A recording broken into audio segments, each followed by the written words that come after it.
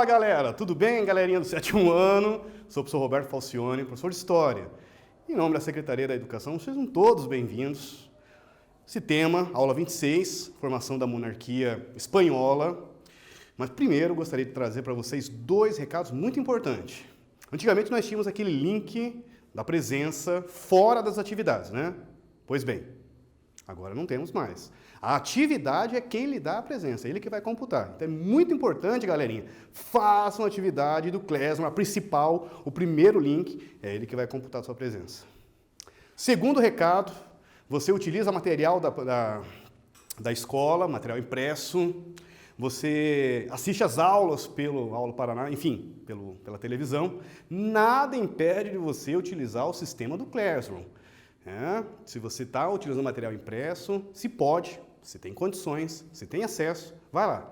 É muito bacana, uma experiência bem legal, vem para você conhecer um pouco do sistema, poxa, genial, aí, muito bacana do Aula Paraná, e aos poucos você vai se familiarizando, quem sabe, você migra para o sistema. Um não vai inibir o outro, tudo bem? Galerinha, vamos lá, eu vou começar com vocês agora apresentando nossos objetivos da aula, um tema assim, poxa, extremamente importante para a gente, conhecermos um pouco sobre a formação do que nós chamamos hoje de Espanha, né? E, enfim, é um tema extremamente importante, inclusive nos dias de hoje, porque ficou aqui resquícios, como diz o outro, de situações separatistas. Volta e meia vocês viram já falar, inclusive daquele time, né, Catalunha, que eles ainda buscam fazer uma identidade, uma separação de fora por Espanha. Enfim, por que acontece isso? Não é um país, já não está formado, como diz o outro, já passou mais de 500 anos, por que ainda existe sentimento separatista local? Vamos entender um pouco sobre isso? Embarque lá, vamos lá. Bom estudo para todos nós. Vou apresentar para vocês os nossos dois objetivos da aula.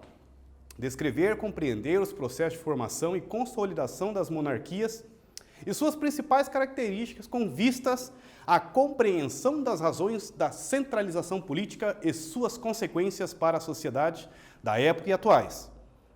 Bem isso que nós estamos falando, né? Atuais. Reconhecer as especificidades da formação política espanhola e o contexto da Guerra de Reconquista Ibérica. Vamos estudar muito nesta aula 26 e na próxima, aula 27, também sobre a formação da monarquia portuguesa, sobre esse tema, Guerras de Reconquista Ibérica.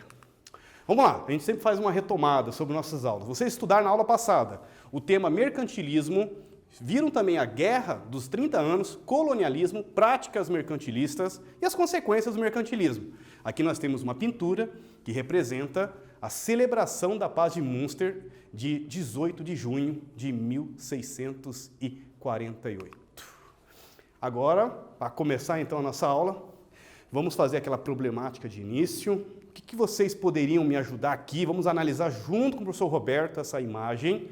Você saberia dizer do que se trata essa imagem?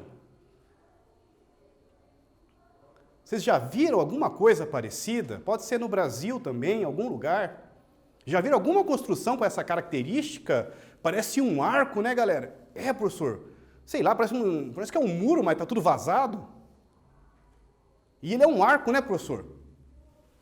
Mais uma. Essa aqui também eu trouxe do Google Mapa. Saberia dizer do que se trata essa imagem? Conseguiria descrever para mim aí, vocês aí na sua casa, por que seria esse, para proteger, que não é, né? Porque está vazado. Então não é um muro. O que é, professor? Olha, pelo menos dá para ver que é um ponto turístico. A galerinha tem até cadeiras aqui, deve ter um barzinho aqui, como diz o outro. E aí? É o aqueduto de Segóvia, construído no século I d.C., servia para trazer água das nascentes até as cidades. Vocês sabem o que é um aqueduto? Um aqueduto é onde eles fazem, então, a tirada, né? Ou, enfim, a vinda da água por um reservatório, pode ser uma nascente, né? Mas, em geral, é um reservatório que passa sempre utilizando o nível da água. Então, tem que ser mais alto, por isso essa altura, tem que ser mais alto que a cidade, para que chegue num ponto da cidade essa água, a água está passando aqui por cima. Como se fosse um sistema, um canal, assim, uma canaleta, assim, onde vai passando a água. E ela vai cair num reservatório da cidade que vai ser transmitida. Pense, essa construção do século I d.C., pelas pesquisas deu para ver que era na época do Império Romano, o imperador Domiciano, que mandou fazer a sua construção. E no século XVI, inclusive no século XV, os reis católicos que nós vamos estudar, Fernando de Aragão, né, e Isabel de Castela, mandaram reconstruir, reativar. Esse aqueduto alimentava essa região de Segóvia até há 100 anos atrás. Nós temos ideia da importância desses aquedutos. O termo ainda é utilizado hoje por sistemas de saneamento, de sistemas de distribuição de água. Eles usam o termo aqueduto, que é mais ou menos parecido. Claro que a tecnologia vem modificar, mas é essa a função dos aquedutos. Está localizado na Espanha, um dos principais pontos turísticos, inclusive, da Espanha, esse aqueduto de Segóvia. E aí, vamos estudar nessa aula pintura, representação do rei Fernando II de Aragão, que o professor Roberto acabou de comentar, chamados reis católicos. Vamos estudar localização territorial, política atual, Espanha no passado, essas guerras de reconquista, entender o que é essa palavra, reconquista espanhola, união monárquica dos reinos Aragão e Castela, e fechamos ali com a formação do Estado Nacional. Pois bem, primeiro a gente tem que entender onde fica a Espanha, né? Parece que está tão assim, a gente fala tantas vezes, mas vocês sabem mesmo situar junto comigo onde fica a Espanha? Está aqui, a gente chama dessa região Península Ibérica. Por quê? Uma península? Porque ela está ligada no continente, olha que ela faz fronteira com a França, mas ela também está ligada com o Oceano Atlântico, por isso chama-se Península Ibérica. Região Ibérica está relacionada com a região da Espanha e Portugal. Olha aqui, ó, norte da África. Então, olha que interessante, olha quase conectando aqui com o norte da África, e aqui um gigante Mare Nostrum, como vocês já viram no Império Romano, chamado Mar Mediterrâneo. Aqui no mapa dá para nós termos uma noção de onde nós estamos aqui, ó. África,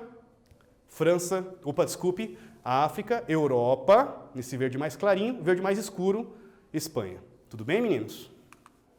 Espanha no passado, então vamos entender o que era a região da Espanha no passado. Havia na região atual da Espanha regiões ocupadas pelos povos considerados bárbaros pelos romanos, em verde escuro. Então, havia um termo Espanha, chamavam inclusive algumas pessoas dessa região de espanhol, mas não tem nada a ver com o termo Espanha que nós utilizamos atualmente. Veja o Império Romano, quase na sua extensão máxima, porque nós estamos pegando aqui o início do Império Romano, 27 a.C., o início do Império Romano, então já está quase na sua extensão máxima, né? E essa região, Espanha, espanhola e portuguesa, já está dominada pelo Império Romano. Voltando aqui, pela região verde escuro, ainda dominado por povos estrangeiros considerados bárbaros. A parte verde clara, que é a região dominada pelo Império Romano. Então, significa que no norte da África ainda tem muita regiões ainda que não foram dominadas pelo Império Romano, né? Então, só fazendo um adeno aqui, desculpe, pessoal. Espanha no passado. Lá por volta do ano 500, o reino visigótico durou até 711, então surge um reino visigótico, a queda do Império Romano, né, depois de 476, e quando a expansão árabe chegou com o domínio do Califado de Omídia. Então, até 711, entre 500 e 711, houve um reino dos visigodos, né, também é considerado um povo bárbaro pela visão dos romanos. Veja no próximo slide que praticamente toda a Espanha foi dominada depois pelo domínio árabe com o Califado. Aqui já no 750, observe a expansão árabe da Espanha. Olha que bacana. Resumidamente, né? Então nós estamos falando de um povo árabe, né? Uma expansão árabe. Logo após 632, com a morte do principal religioso do islamismo, Maomé, começa toda uma expansão árabe. Então, aqui é a origem, Meca, Medina, as cidades do profeta, do islamismo, e aqui começa a expansão. Vai para a Pérsia, passa pelo norte do Egito, e olha em 711 que nós tínhamos mostrado, o califado, né, que eles comentaram agora aqui, de Omídia, que vem aqui por aqui. 711, eles já invadiram, inclusive, a Europa. Esse é o conceito para nós entendermos por que os espanhóis vão utilizar o termo guerras de reconquista, porque eles vão precisar expulsar os árabes que partiram daqui, depois de 632, dominam o Egito, dominam o norte da África completamente e chegam à Europa pela União Ibérica. Esse é o mapa de 1230. A região que hoje é a Espanha era, na verdade, os reinos de Castela, de Aragão e de Navarra. Destaque para a presença do califado de Almohada. Veja que vai mudando os califados, porque vai mudando, no caso, o chefe político. Teve o termo de califado de Córdoba, depois Almohada, né? Expulsar os árabes dessa região e anexar os territórios à Espanha entrará no contexto que nós comentamos, chamada Guerra de Reconquista, porque era território deles. Expulsar, no caso, os árabes dessa região, chama-se reconquistar o território. Ah, mas não eram reino dos visigodos? Mas eles são cristãos. Primeiro, logo após a queda do Império Romano, o que é território, e não é o Império Romano só, é o Império Romano do Ocidente, porque o Império Romano do Oriente ainda vai durar mais 1000 anos quase. Mas esse Império Romano do Ocidente, que cai em 476, vai se esfacelar, se fragmentar em vários micro-reinos de vários povos considerados bárbaros aos olhos dos romanos. Esses povos vão fundar vários reinos, um deles muito famoso na região aqui dos francos, primeiro rei, inclusive, chamado Clovis, ele é, inclusive, o primeiro rei, né, de origem bárbara, que se converte ao cristianismo. Onde eu quero chegar nessa história? Na verdade, o reino dos visigodos também são cristãos. Então, depois que eles perdem esse território para o califado de Córdoba, de Almohada, enfim, eles precisam reconquistar esse território, que era cristão, novamente perdido pelos árabes, para reconquistar os domínios dos europeus, dos cristãos. Primeira atividade, copie em seu caderno e responda. Vimos que o território que hoje chamamos de Espanha passou por momentos históricos diferentes. Descreva-o. Tem trabalho para vocês aí. Daqui a pouquinho nós voltamos, corrigimos juntos, combinado?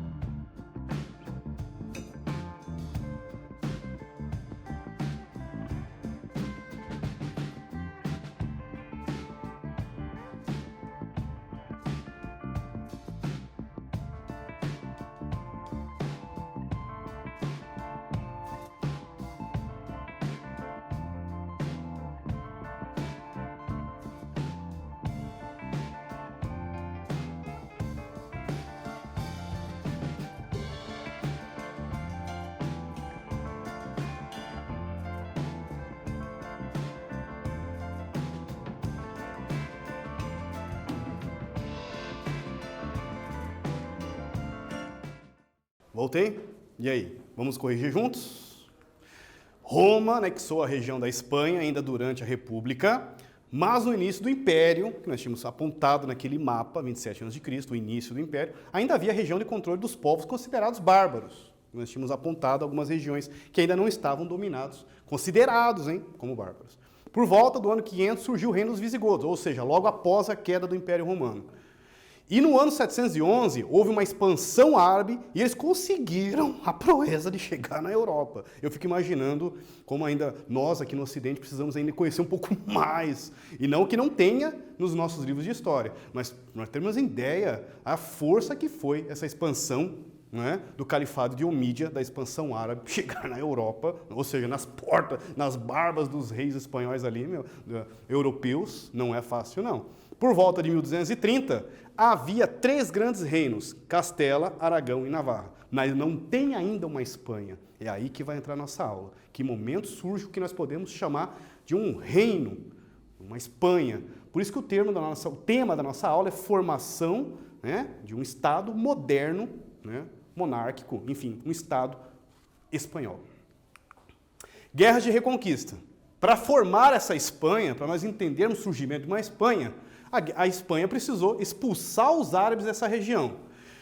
Estou utilizando o termo árabe, você pode encontrar num livro mouros, nos outros inclusive sarracenos. Olha, é uma discussão bem delicada e os especialistas podem até, com mais profundidade, explicar melhor para nós.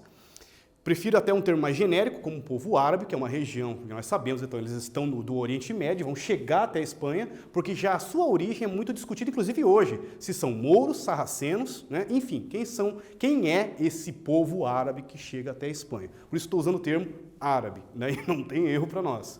As guerras de reconquista foram as batalhas dos cristãos europeus para expulsar os árabes, eu coloquei até, né?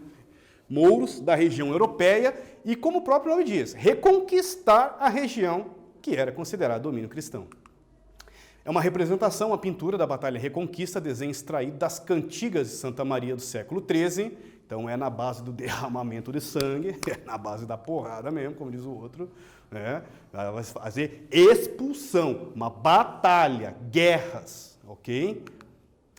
Espanha, região de Al-Andalus, foi o nome dado à Península Ibérica no século VIII, a partir do domínio do Califado de Omídia. Então eles chamavam essa região de Al-Andalus, na visão dos árabes. Espanha, Al-Andalus, eu peguei aqui uma fotografia bem bacana para vocês. Nós pegamos, junto com os professores, os técnicos da SED, Castelo de Alhambra, cidade de Granada, hoje, Espanha, uma fortaleza árabe do século XIII, né, uma das heranças da presença árabe na região. Não somente. Aqui a arte, o chamado arabescos, a arte árabe, nesse palácio de Alhambra, você vê essas características de origem mesmo, uma característica de origem árabe na região da Espanha. O Califado de Omídia, agora aqui nós vamos ter uma ideia, porque nós falamos tanto do Império Romano, mas olha o tamanho disso. Os caras começaram aqui em 632, logo após a morte de Maomé, os califados falaram assim, vamos expandir. Tinha uma discussão, inclusive, entre os filhos de Maomé e entre os chamados, enfim, chefes locais, os califas. Devemos expandir ou só fecharmos entre nós? Os califas, não, expandir, meu amigo. Guerra Santa, em nome de Alá. Vamos expandir. E olha, os caras chegaram. Olha isso aqui, toda a região da Pérsia, Rio Indo. Nós estudamos essa região aqui, ó. Né? Hoje, atual Paquistão, toda essa região antiga dos rios Tigre e Eufrates, a parte do Egito, até chegarem, né, na União Ibérica, Espanha e atual Portugal em 750. É o apogeu deles, é um mega império. Isso aqui não é brincadeira, não.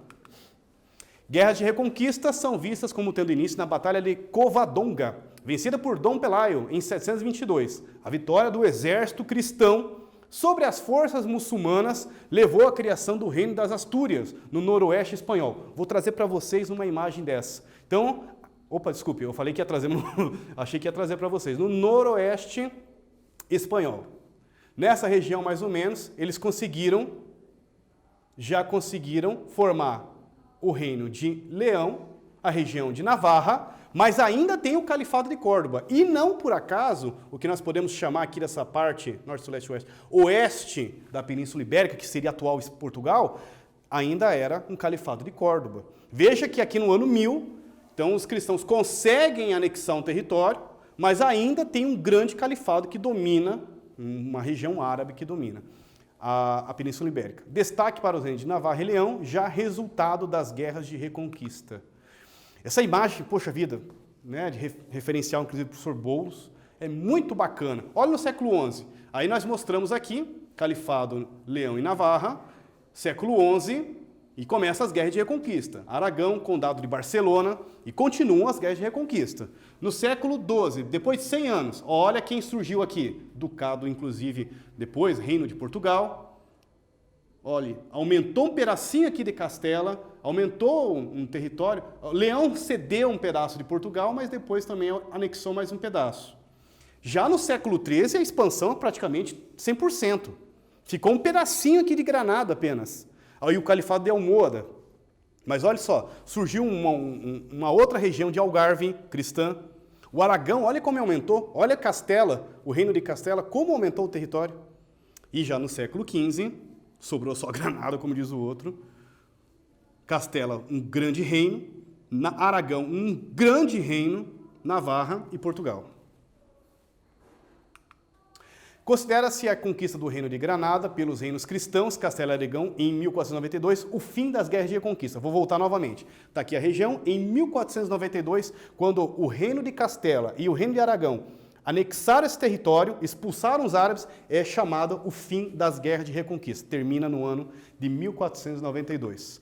Isso aqui é uma pintura, uma representação que mostra o momento, né, enfim, do chefe árabe entregando simbolicamente uma chave para os reis, né, de Castela e de Aragão, dizendo que realmente eles estavam aceitando a saída da União Ibérica. Pintura representando o último rei de Granada, Abu Abdullah Muhammad XII. Olha, mandei bem. Entrega das últimas fortalezas de muçulmanos na Andaluzia ao rei católico Fernando II de Aragão. Pintura de 1882, não é da época, está representando um momento de Francisco Padilha. Atividade 2, o que foram as guerras de reconquistas? Caderno em mãos, caprichem aí, é com vocês. Daqui a pouquinho nós voltamos e corrigimos juntos, combinado?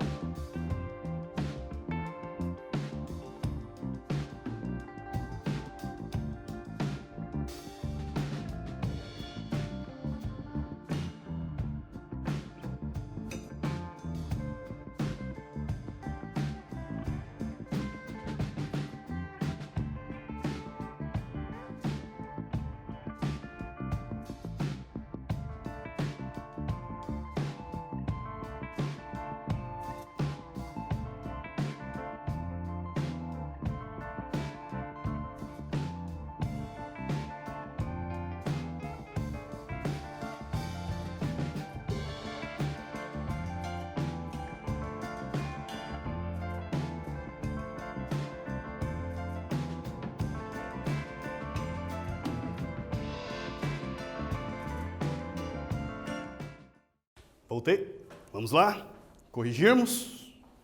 O que são as guerras de reconquista? Poxa vida, acho que da nossa aula aqui, esse é um dos temas mais importantes para nós entendermos a formação, né, de uma monarquia espanhola. As guerras de reconquista foram as batalhas dos cristãos para expulsar os árabes da região europeia.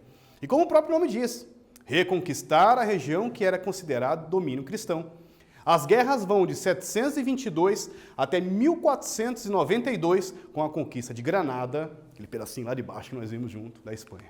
E aí, agora, nosso próximo tema, agora sim, vocês viram o tamanho daquele reino de Castela, o tamanho do reino de Aragão.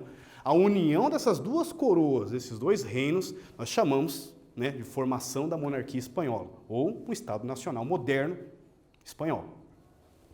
Pai de Isabel era de Castela, localizado na região central. Pai de Fernando era rei de Aragão, no nordeste da Espanha atual. Em 1469, Fernando e Isabel se casaram, muito comuns casamentos entre famílias nobiliárquicas para organizarem suas coroas, alianças entre reinos, e aqui está extremamente explícito isso. Unindo os dois, então não é por amor, professor? Olha, depois pode ser, mas para a formação da monarquia espanhola, esse é o principal objetivo. E formando o Estado monárquico espanhol. Aqui é a representação deles: Fernando de Aragão, Isabel de Castela. Espanha, formação do Estado Nacional. Olha o tamanho da coroa de Castela, coroa de Aragão. A unificação das coroas de Aragão, ou dos reinos de Aragão e Castela, lança as bases, ou seja, é aqui, essa união, que nós entendemos como o reino ou a Espanha. Lança as bases para o Estado monárquico espanhol. Vocês viram que depois, ainda no século XV, esse reino de Granada, enfim, vai ser dominado, né, pelas coroas de Castela e Aragão, anexando também a Espanha. A união das duas coroas fortalece o reino da Espanha, lançando as bases para o Império Espanhol e as grandes navegações, que até então estavam no pioneirismo português.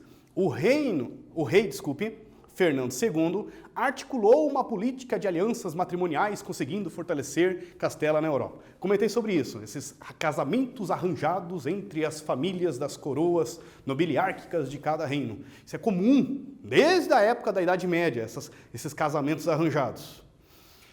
Eu até vi a lista de casamentos, prima, filha, que não sei o quê, mas claro que não vai caber aqui tudo isso, mas só para vocês entenderem que essa questão de relacionar ou esses laços matrimoniais, casamentos, fortalecem toda uma ideia de manter as dinastias, as famílias no poder. Por exemplo, o casamento de Catarina de Aragão com Henrique VIII da Inglaterra. Olha só o Henrique VIII aqui.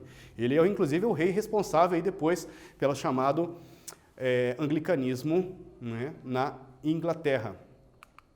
Representação do rei Fernando II e rainha Isabel diante de Cristóvão Colombo após o retorno da viagem à América em 1492.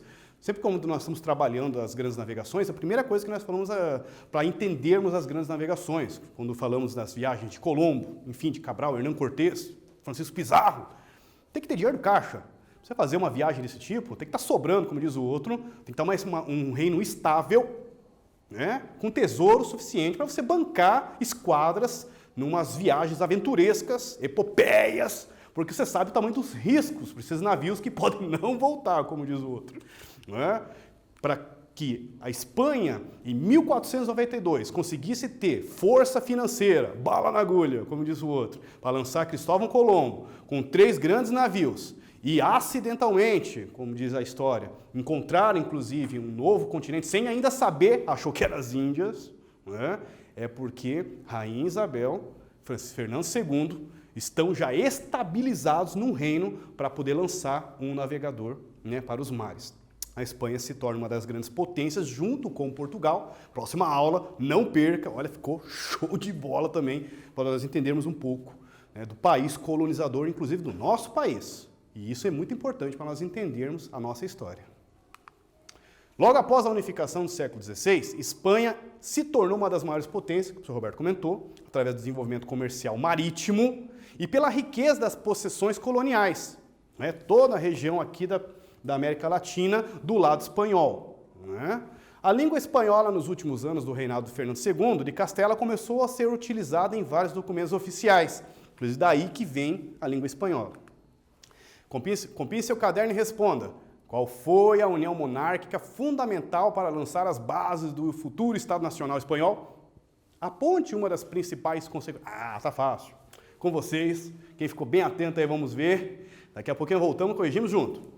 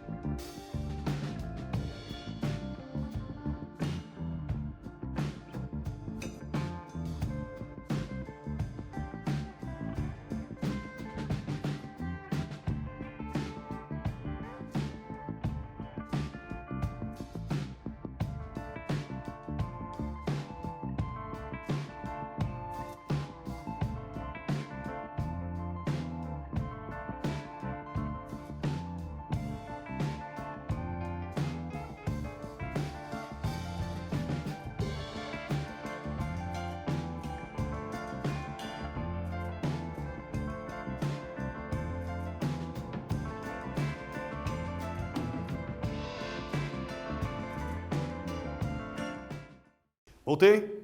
Pela última vez? Vamos lá?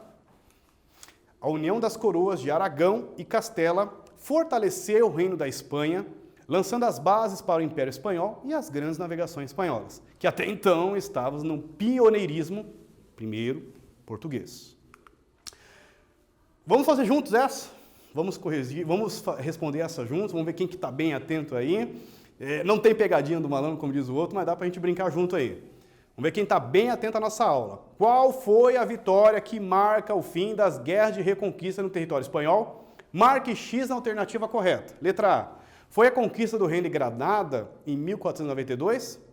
Conquista de Roma em 1493? Eu entro na câmera e se errar essa aí, pelo amor de Deus. C. Conquista de Navarra em 1488? Ou D. Conquista de Jerusalém em 1356? Letra A, B, C ou D, galerinha sétimo ano? Qual que vocês acham? Letra? Muito bem! Responderam certo! Conquista do Reino de Granada em 1492. Ô, professor, como é que você sabe que é poder telecinético, meus amigos? É claro que eu estou junto com vocês nessa aí. Eu aqui, vocês aí estudando. Vamos para a próxima, então. Vamos ver se vocês acertam essa também. Qual o nome, número 5, qual o nome do rei e da rainha? Muito fácil, vamos lá. Que viveram aliança matrimonial nos reinos de Castela e Aragão. Achei bem bonitinho, meio romântico, né? Aliança matrimonial. Letra A, é o Henrique VIII e a Catarina de Aragão. Letra B, Fernando II de Aragão e Isabel de Castela. C, Carlos I de Castela e Francisca de Aragão. Gostei do nome. D, João VI de Aragão e Joana I de Castela. Letra A, B, C ou D? Letra? Muito bem! Acertou de novo! Letra B, Fernando de Aragão e Isabel de Castela. Muito bem, galerinha. Vocês estão indo super bem junto comigo aí, hein? Vamos lá, vamos fechar nossa aula. Vocês estudaram comigo localização territorial, política atual, Espanha no passado, Guerra de Reconquista Espanhola, União Monárquica dos Reinos de Aragão e Castela. A gente fechou ali com a formação do Estado Nacional, a união das duas coroas, o Estado Nacional Monárquico Espanhol. Referências nossas que utilizamos, só agradecimentos vocês estarem junto comigo nessa. Poxa, galerinha do sétimo ano, todo Paranazão, um abraço a todos vocês, muito estudo, galerinha.